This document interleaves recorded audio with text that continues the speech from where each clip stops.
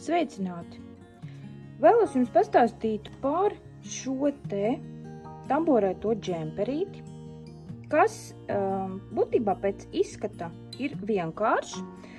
Tomēr tam ir vairākas tehniskas lietas, kuras ievērojot jūsu tamborējums vai arī adījums, nav būtiski, kā jūs veidojat šo savu izstrādājumu, būs ērtāks valkāšanā un arī izskatīsies labāk.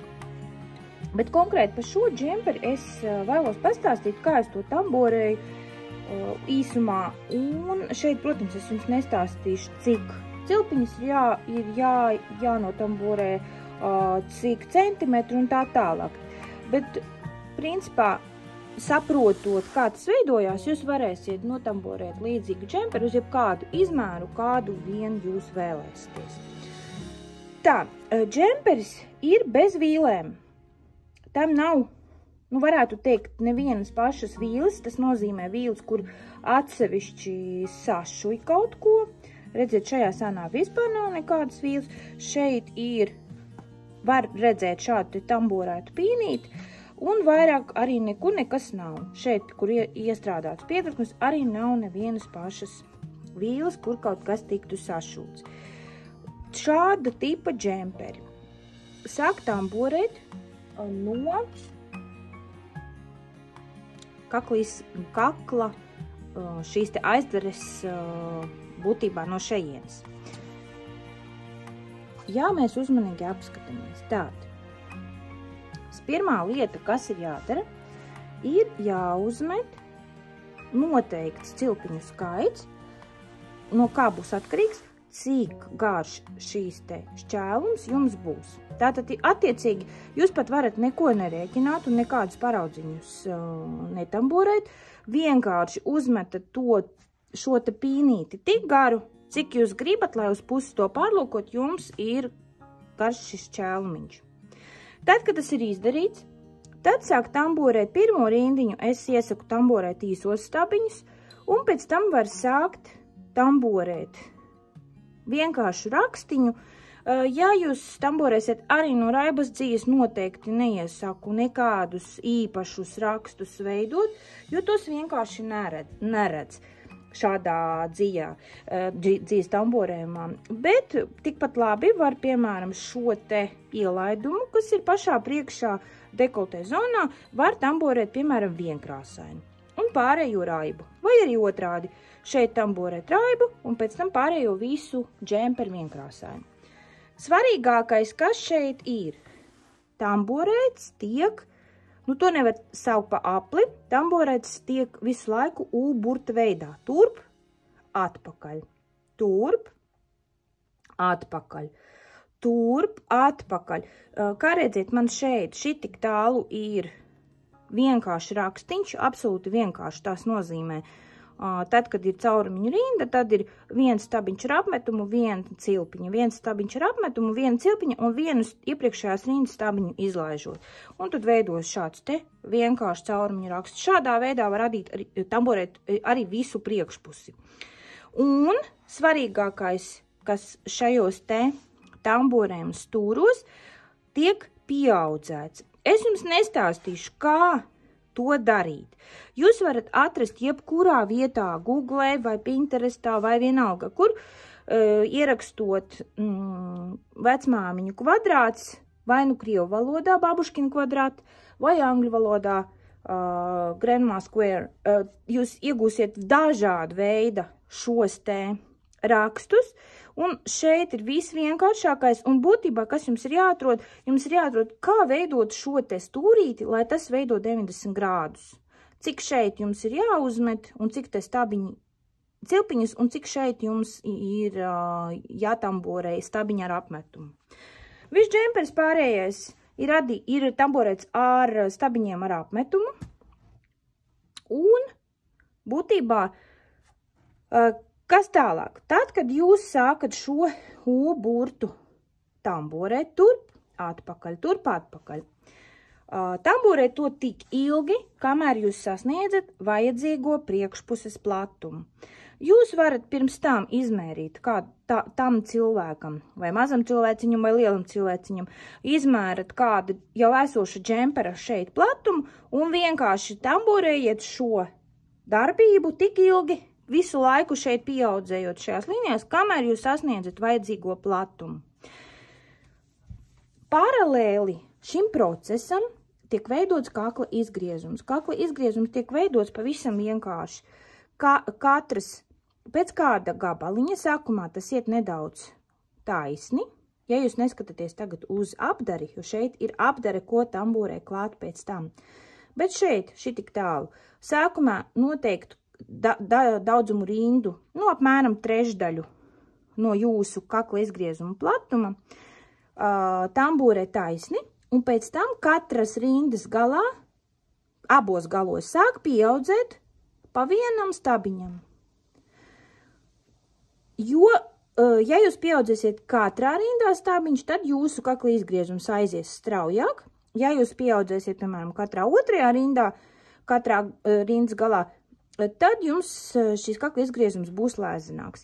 Pieaudzēt tik ilgi, kamēr jūsu kakla izgriezuma platums jūs apmierina, un pēc tam kādu rindu var tamborēt vienkārši, bez pieaudzējumiem.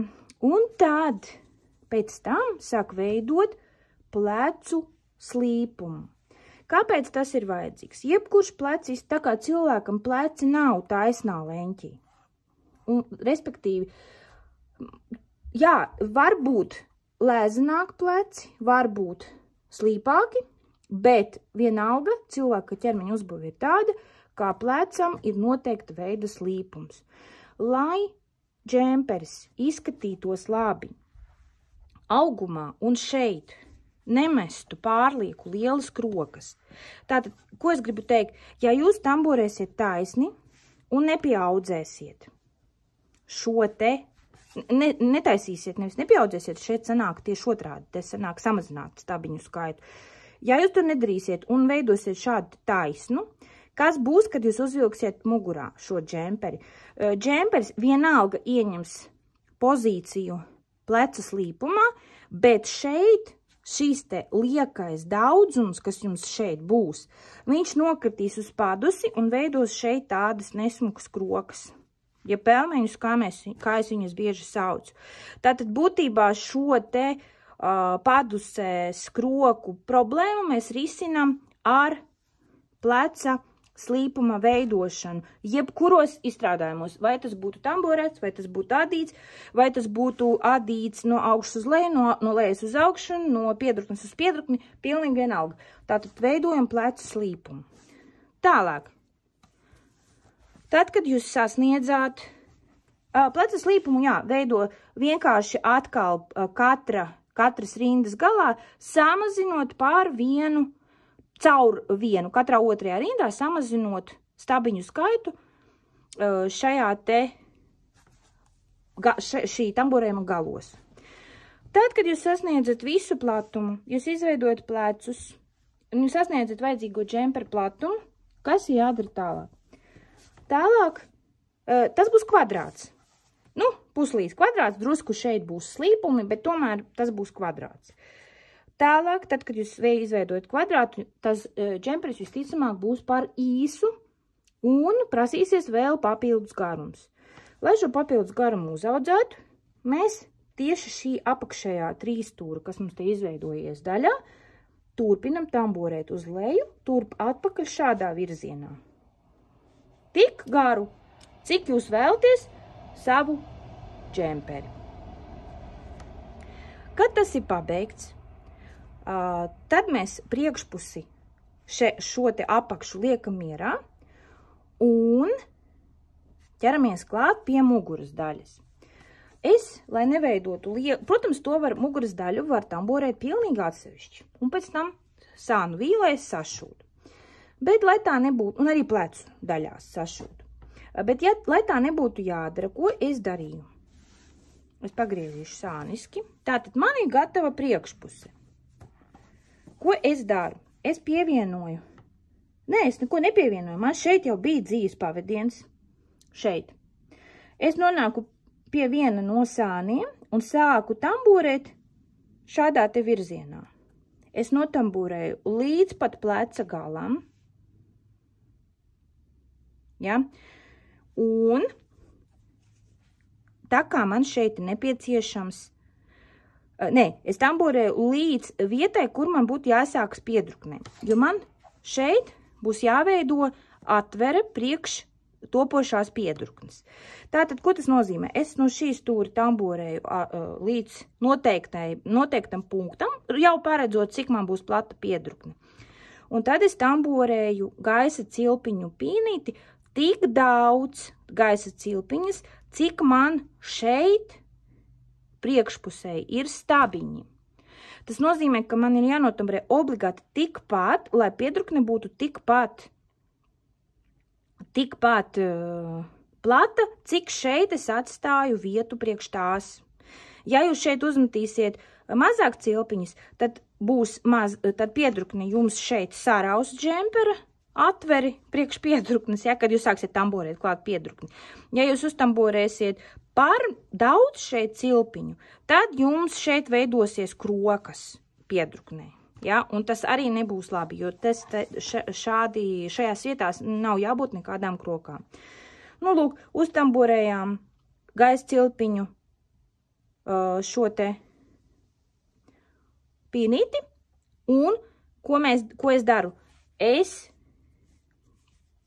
šo gaisa cilpiņu pīnīti pievienoju šeit. Nu, respektīvi, jums ir plecs, un šeit beidzas. Mugurpuse vēl nav. Tātad es šeit notamborēju pīnīti un pievienoju viņu pie pleca. Un tad jau pa šo pīnīti es atkal tamborēju stabiņus ar apmetumu. Un turpinu. Turpinu ar muguras daļu. Kā redziet, muguras daļa ir visa tamborēta šķērsām. Šādā te veidā. Ja?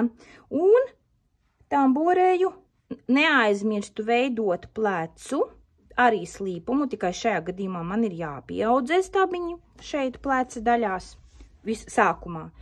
Un, lai šeit pēc tam nebūtu jāsašuj, ko es darīju? Katrā rindā, ka es šeit nonāku, es pievienoju šo te rindas galu muguras daļai pie priekšpuses daļas. Respektīvi, es to satamborēju jau procesā. Un tad šeit neveidojas nekāda lieka vīle plecam.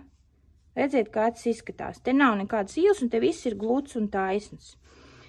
Un tādā veidā pievienoju katru rindu, turp un atpakaļējošo, es pievienoju pie priekšpuses pleca. Tad, kad nonāku tikpat notamborējot rindas, cik man ir priekšpusei, nonāku pie šī te augstākā punkta, es sāku atkal veidot kakla izgriezumu, ņemot vērā to, ka kakla izgriezums aizmugurē vienmēr ir netik dziļš kā priekšpusē. Šeit es, man liekas, vienu vai divus tikai stabiņus samazināju, tad tamborēju taisni, diezgan lielu gabalu, tad atkal palielināju skaitu un šeit atkal samazināju, lai panāktu pleca slīpumu arī otrajā plecā. Un tad, kad man beigas ir, visa mugura ir notamborēta, es atkal nonāku pie šīs te vietas, kur man ir atkal jāizveido piedruknei atvere. Šeit gluži tāpat, es šeit atrodos, te man ir rindas sākums. Es tamborēju atkal, tātad šī tik tālu šos te savus stabiņus, un jau šajā vietā es savienojos, es tamborēju līdz galam, un tad atpakaļējošā rindā es savienoju priekšpusi ar mugurpusi, izmantojot savienojuma stabiņu. Es jums nerādīšu šajā video, kas tas ir. Jūs varat pameklēt internetā, kā satamborē, piemēram, kvadrātus. Ļoti daudz tādu video YouTube atrodami, kur var atrast, kā satamborē divas detaļas ar tamborēm. Piemēram, kvadrātus. Ja? Tad, kad es tamborēju somu, tad es par to arī stāstīju, kā satamborē šos te kvadrātus. Nu, lūk, tad, kad mums ir gatava priekšpuse un mugurpuse, tad nākošais darbs, ko es darīju, es veidoju valnīti apakšā. Valnīti es veidoju ar reliefiem stabiņiem. Ja nemaldos, manā YouTube kanālā var atrast video, pilnīgi brīvā piekļuvē, kā veido šādus te stabiņus. Un šī ir tamborējuma valnīša raksts. Redziet, viņš ir rievots no abām pusēm. Un tas ir arī nedaudz elastīgs. Nu, lūk, aptamborējot ar šiem te stabiņiem vajadzīgo valnīša augstumu, dzīju nogriež un galiņu noslēpju. Nākošais, ko es darīju, es aptamborēju kakla izgriezumu. Kakla izgriezumu aptamborēju ar īsajiem stabiņiem. Un pēdējā rindā veidoju striķīšus. Tātad, nu, piemēram, tamborēju 1, 2, 3, 4 rindas ar īsajiem stabiņiem. Šeit, nē, tikai šeit, kakla izgriezumu. Ja? Un tad, kad 4 rindas pabeigtas, es katrā galā izveidoju vēl vajadzīgā garumā cilpiņu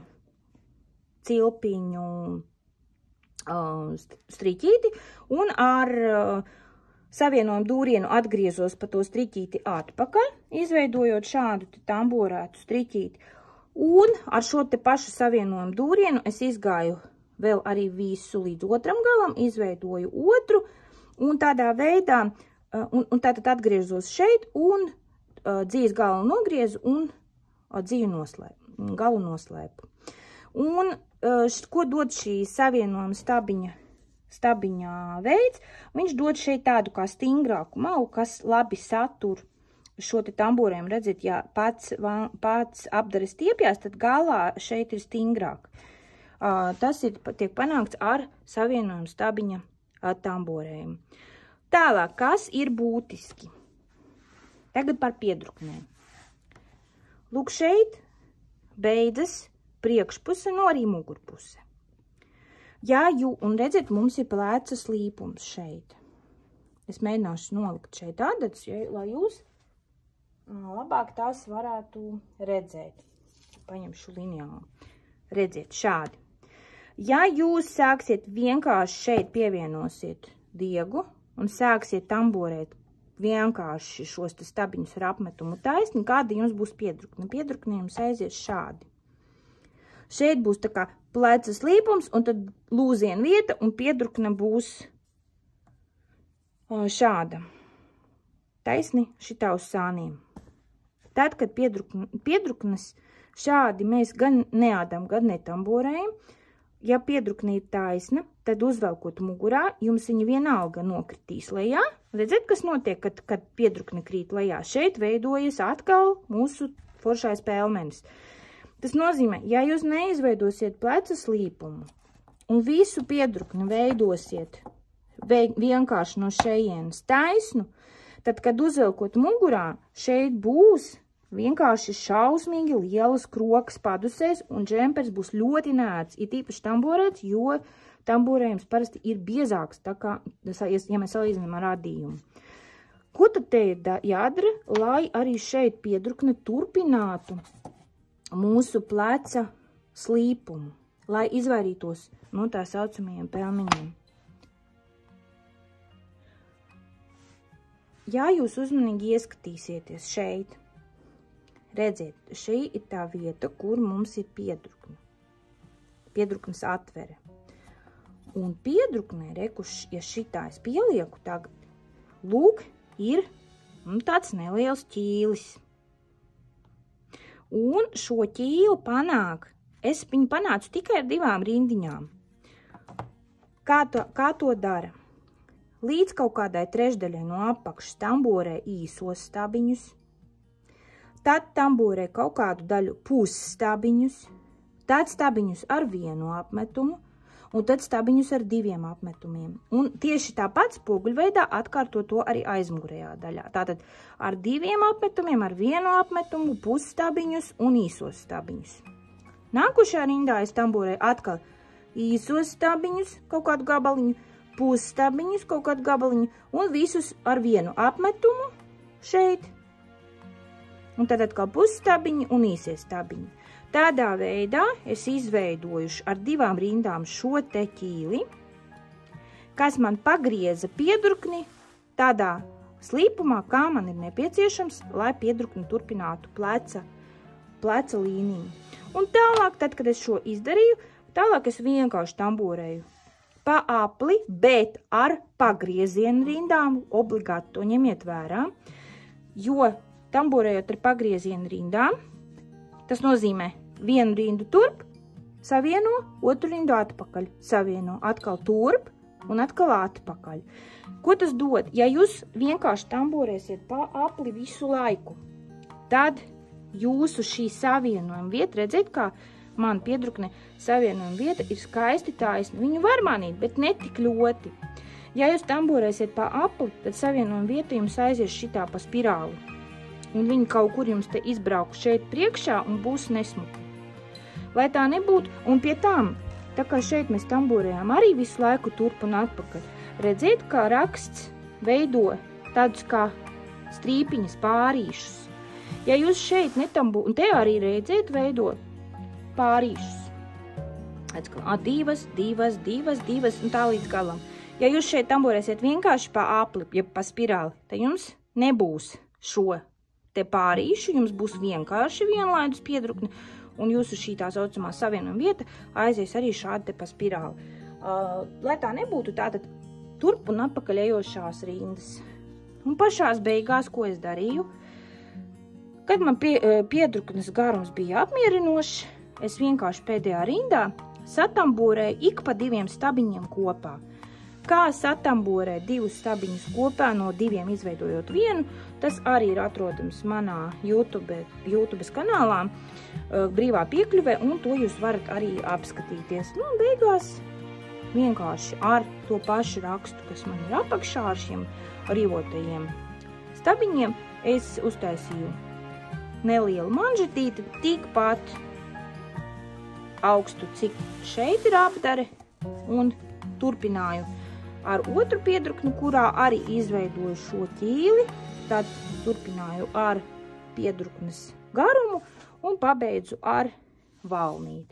Tas arī būtībā visa gudrība šim džemperim, un šie te nelielie manevri, kad jūs veidojat pleca slīpumu un pēc tam pagriežat šo te piedruknes līniju, lai tā turpinātu pleca līniju, jūs iegūstat džemperi, kas labāk sēž pēdiņās uz auguma, un arī, protams, ir daudz ērtāks nekā tad, ja jums būtu šeit pilnīgi taisna līnija un pilnīgs kvadrāts. Ko es vēl gribu piezīmēt? Noteikti netamborējiet ļoti šauras piedruknes. Piedruknēm jābūt pietiekami platām, tīpaši, ja jūs vēlaties tās veidot taisnas, kā manā gadījumā. Un vairāk arī man nav ko jums piebilst šajā īsajā apskatā par šo džemperīti. To var arī dažādos citos rakstos, es domāju, tamborēt ne tikai īsajos stabiņos, var arī kādu rakstiņu izvēlēties.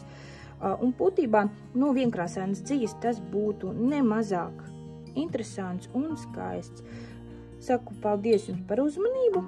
Es ceru, ka noderēs jums daži ieteikumi no manas puses arī par šo te tamborēšanas prasmi un tamborēšanas lietām. Un kā redziet, tamborējot, mēs pieturamies pie tiem pašiem konstruktīviem risinājumiem, ko mēs izmantojam arī adīšanā, un konstruēšanā nav tātad būtiski, kādu rakstu jūs izvēlaties, un kā redziet, nav būtiski, vai jūs adiet vai tamborējat. Ja jūs ievērojat pareizās proporcijas un konstruēšanas šīs te nianses, tad apģērbs sanāks pietiekami ērts un arī, protams, izskatīsies labi arī mugurā. Paldies par uzmanību! Es no jums atvedos. Visu labu!